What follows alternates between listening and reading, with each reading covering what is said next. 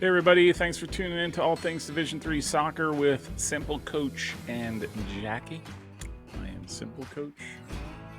And out there on her throne is Jackie, sleeping away. Hey, thanks for tuning in to this episode where I run through a preseason ranking of the top 25 women's teams. I do want to give a particular thanks to all of you for just supporting the channel, to my Patreon members. You guys are fantastic and super supportive, so appreciate that. This is the time of year where you start to see polls come out, preseason polls that, are basically snapshots of last year. They take a look at last year and they either move it forward or, in Massey's case, does some sort of calculation, strength of schedule stuff, and creates their top. They rank all the teams. I want to do something a little bit different where in this preseason ranking, I just wanted to take a look at teams and try to legitimately say where I think they're going to end up this year. So, not all teams will make it, right? There are teams that I thought had great seasons that just for whatever reason just didn't. I don't think they're there yet. Teams like both Trinities, both Trinity and Texas University and Trinity in Connecticut. Bowdoin is another one. Wesleyan is another. These are teams that really are on my radar, but I didn't think really measured up to the top 25. The bottom line is I basically tried to extrapolate what information I could and try to figure out legitimately where I think they are from a competitive standpoint this year. Now, there's a lot of things that could change, right? Like I could be missing people could be returning, some sort of changes. Who knows? The teams just don't this year can't get a groove going. So there's a lot of things, but I just thought I would give this a try. I did the men's last week, and so it's the women's turn. Okay, so let us begin with the starting point. Number 25. They had a great season last year and lost in the NCAA quarterfinals to University of Paywall. But the 14-3-2 NYU so at number 25, they're losing 4 of their leading scorers to graduation: Gabriella Funk, Kelly Keaty, Mackenzie Rodriguez, and Dominique Bevacqua. And that represents over about half of their total 71 goals. They're also going to be needing a new goalkeeper. Riley Felsher and Tyler Hawkins both graduate. This is NYU, so I expect them to reload, but I think this season's going to be a little trickier than seasons past. So at number 25, the last year's regular season ASC champs, they lost to Hardin Simmons in the final, and then got knocked out by Emory and PKs in the tournament. But the 16-2-1 Mary Hardin Baylor Crusaders, they're losing All-American Kelsey White. She scored 3 goals, 3 assists. Leading goal scorer Mackenzie Worthy, 12 goals, 4 assists, and Ashley Venzel, 7 goals and 3 assists, and goalkeeper Hallie Foley, who only conceded 9 goals, all 3 of those to graduation. And again, kind of like NYU, they have to make up for roughly half of their goal production in 2023, and that can be quite the challenge. So, at 23, Case Western Reserve 12-2-4 last year. They had some big wins last year against Misericordia, NYU. They tied U of Paywall and Carnegie Mellon. They lost in the tournament to JCU, to John Carroll University.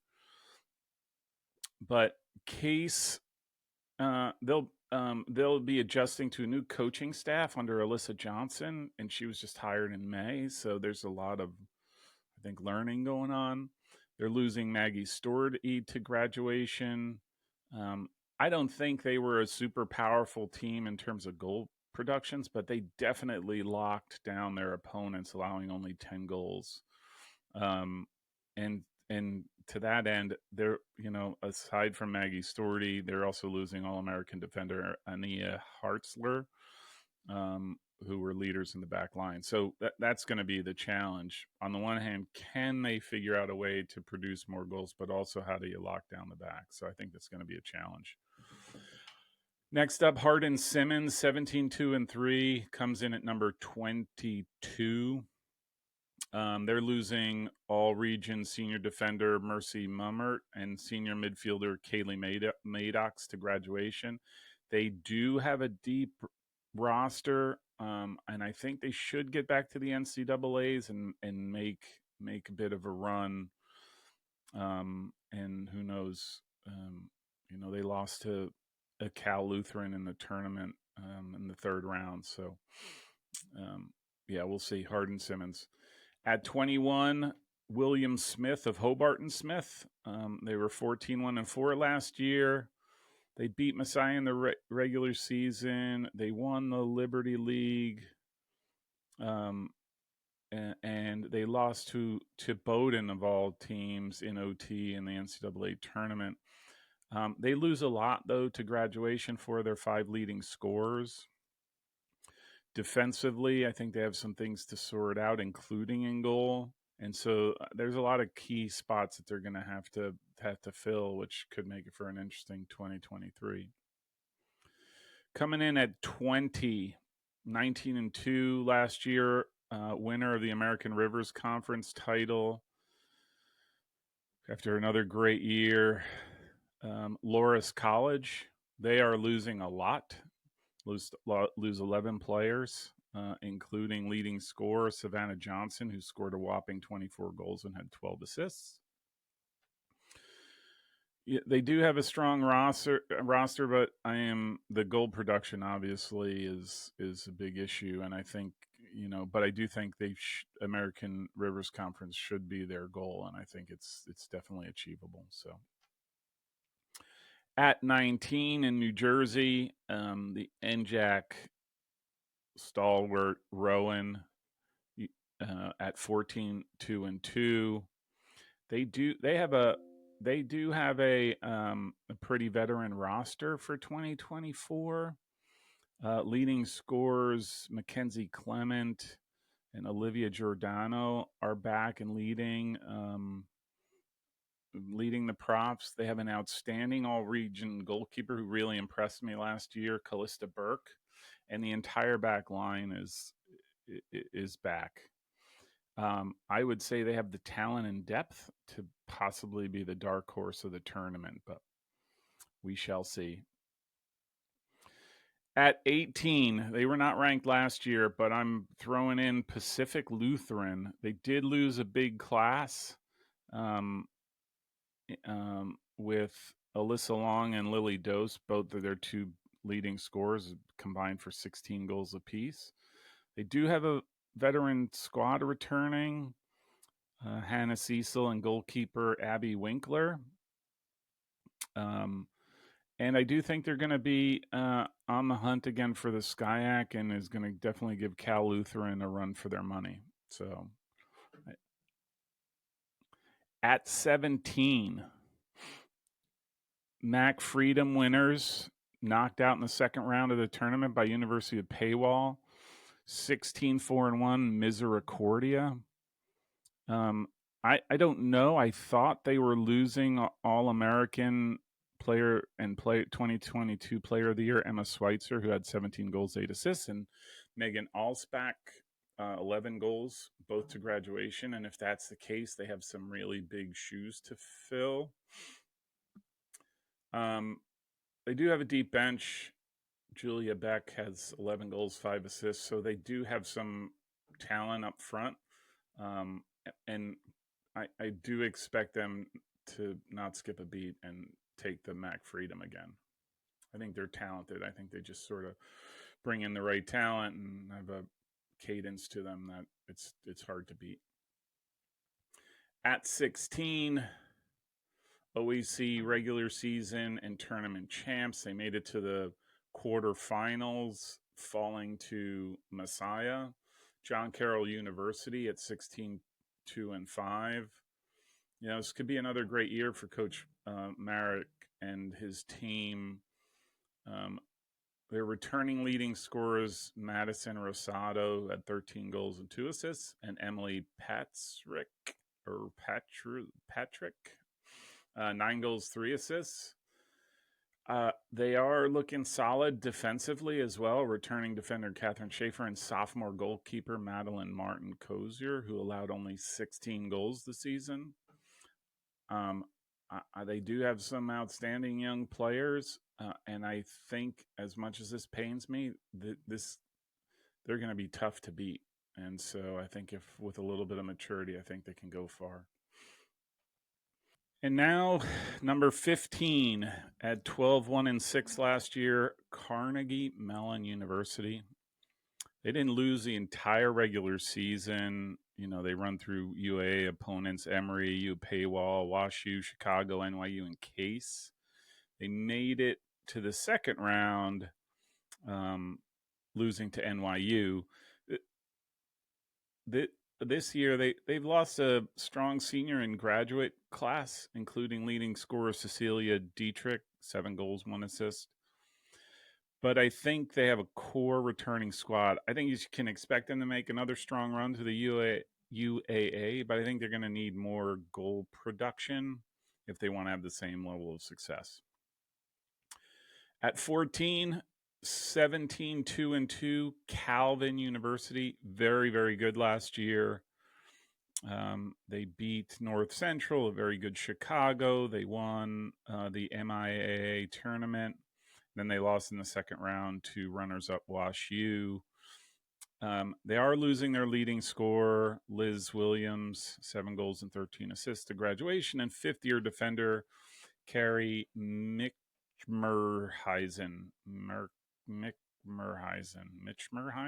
Huizen? I don't know.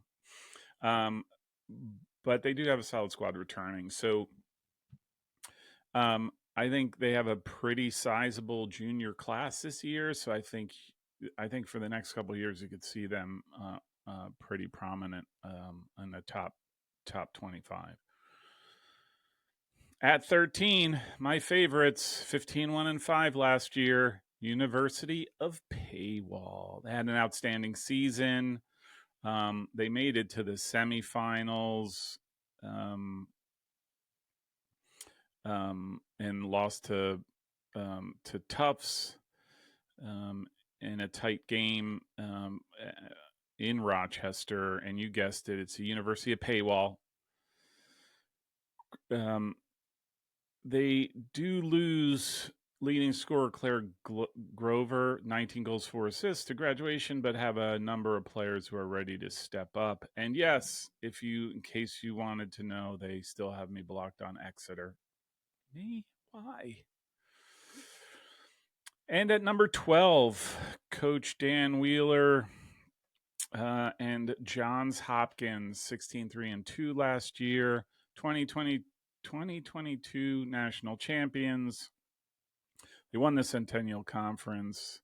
They lost to Virginia Wesleyan in the second round of the NCAAs, but I expect them to be as good as ever. They have a group of grad transfers and seniors that I think can help them make a deep run. I will say keep an eye on Carrie McIntyre, a Wake Forest transfer, and Olivia Pirano, a U of Albany transfer, and I think they could both really rock this Centennial. At number 11, winner of the NJAC, College of New Jersey, 16-3-1. They have a veteran roster, and Coach Danny Blank is going to be in his second year, so I'm hoping all that transition stuff is well behind them. The NJAC is going to be a battle between Rowan and TCNJ. They do have NJAC midfielder of the year, Victoria D'Imperio, 12 goals, 7 assists coming back, alongside fellow All-American Ava Curtis, 6 goals and 12 assists. So I don't think they're going to be lacking for goals. So coming in at number 10, North Central, 18-3 last year, CCIW champs, and they were playing some great soccer. Uh, um, All Americans Ella Suter, 27 goals, 6 assists, and Sarah Andre, 17 goals, 8 assists, will be back for a graduate year. Rising sophomore Jordan Lane with an amazing 15 goals, 10 assists will look to complement the front line. I do think their biggest loss, unless she comes back for a grad year, Caitlin Cannon in the midfield general, assisted on 15 goals. But I do expect this team to be in making it to the NCAA's. Speaking of number nine, 11-5-5 last year. Tufts University made it to the semis. They lost the eventual champs, Cal Lutheran. They every year have to run the gauntlet of the NESCAC, and they play a pretty rough schedule. I think they can repeat their 2023 performance and look to return to the NCAA's. Last year's leading scorer and All-American, Elsie Ayres, 15 goals, 4 assists, is going to be back. They do have some defensive questions, especially replacing all-region defender Olivia Patz. I do think they're going to have a pretty strong backline to get through the NESCAC, which I think is going to be critical. Number 8, this might be a little controversial. Last year's national champs, Cal Lutheran, at 21-4.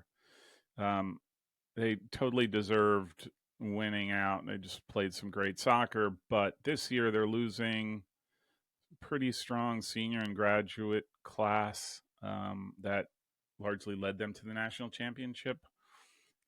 Leading scorer Isabella Vacek, 10 goals, 4 assists, and Eden Kirosh, 5 goals, 4 assists. Both have graduated. So I think the rising seniors are going to have a lot to say as to how this team does. But I do think, along with Pomona Pitzer and Pacific Lutheran, they will be in the hunt for the SCIAC. I don't think there's a doubt of that. Next up, WIAC champs. They were runners-up to WashU in the quarterfinals. I'm sorry, they took the NCAA runners-up WashU in the quarterfinals, and lost in PKs. Wisconsin lacrosse, 21-2 last year. They do lose their leading scorer, Ansley Allen, 9 goals, 1 assist, and forward Maggie Hernandez, 5 goals and 7 assists. But they almost scored about 3 goals a game last year, and I think they're still going to be tough to beat in the WIAC. And I think if they win it, they get the automatic qualifier. I definitely think that they'll make a deep run in the NCAA's. Number 6, the Monmouths of Amherst, 18-2-1 last year, NESCAC champs. They did lose a lot of leadership to graduation, but they do have their All-American goal scorer, Patience Coombe, 14 goals, 5 assists, coming back. I think they will need a banner season from, some players like their midfielder, Fiona Bennett, 7 goals, 5 assists. And probably a big hole that they're going to need to figure out is they have their goalkeeper, Mika Fisher, graduates. So I think there's going to be some questions as to who steps in goal. And now, top 5. Here we go. 19-3 last year. At number 5, Christopher Newport. They had 3 ties all season and lost in the NCAA's to eventual champion Cal Lutherans on PKs. So I think it's another outstanding season. Last year, definitely top 10 material. But I will say, a big loss is they're losing Sarah Smith to graduation. They do have a veteran roster, and leading scorer Hannah Heaton and third leading scorer Emma Ritchie are going to be back in 2024. And I will say, I think they Coach Gunderson and his team are looking to the national championship and saying that is their goal. I think they have the talent and the depth that they could make that happen. At number 4, I think this team could have won it last year, and I think they could win it outright this year. They won the SCIAC. They were knocked out by Cal Lutheran in the NCAAs, but Pomona Pitzer, 16-1-3 last year. Returning all-region goalkeeper Patricia De Palma and defenders Spencer Dietz and Vivian Rojas Collins, the SCIAC Offensive Player of the Year, Ella Endo, 5 goals and 2 assists, and Eliana Prosnitz, 6 goals, 1 assist. And leading scorer Hannon Hong, 6 goals, 3 assists, is back for her junior year. So I think this team is locked and loaded, and I think will definitely, wouldn't surprise me making the Final Four. Okay, at number 3, I kind of went back and forth whether I should include, but I thought, you know what, I'm going to, because I think they're that good. They can't compete in the national tournament until 2025. That's Hartford, the Hartford Hawks. They were 16-2 last year. I think they're a fantastic team. They do lose Imani Jenkins, who scored a whopping 33 goals last season, but they do have the depth to stay up there in the elite ranks. So keep an eye. As if this program keeps rolling, they'll be a force to contend with when their full Division III status is full and official. All right, so final 2 and this one I went back and forth with, but at number 2, 12-2-1, Messiah. They only had 2 losses last year. They won the MAC Freedom. They fell in PKs to WashU in the semis. Messiah returns Player of the Year Christina Axelson and the majority of their squad. Their 2 leading scorers from last year were sophomores. Hannah Adair with 12 goals and 5 assists, and Brittany Lade, 11 goals and 2 assists. I think they will be one scary team, and they play a heck of a ball game, which you got to make every opponent shudder at how good they can be. And it leaves number 1, and it shouldn't surprise anybody when I choose this, but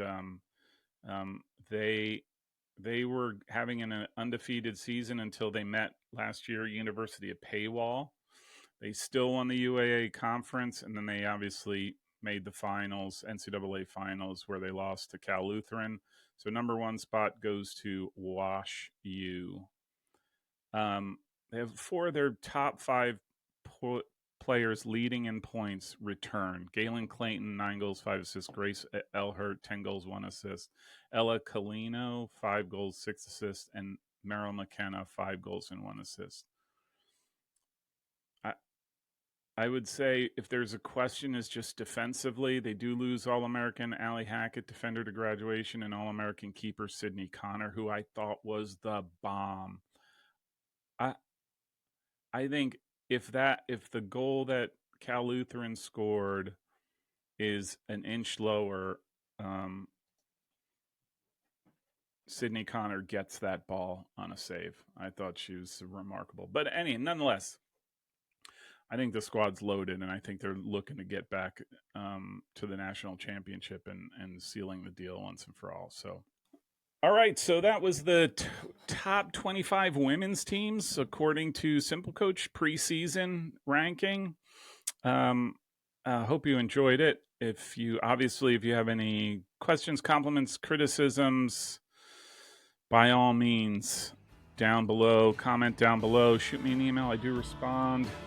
And did I miss anybody, especially on the bottom half? I'm sure there's teams that could make the case to be hey, number, I deserve to be in the rankings. So, again, I wanted to thank everyone for the support. Appreciate all the subscribers, my Patreon members. Thanks for all you do. Definitely making things happen. But I hope you enjoyed this. I am totally looking forward to the season. So more to come. But we're 2 weeks away, so hopefully we can get this rolling and really have a humdinger of a 2024. All right, all. Hope to see you guys again soon.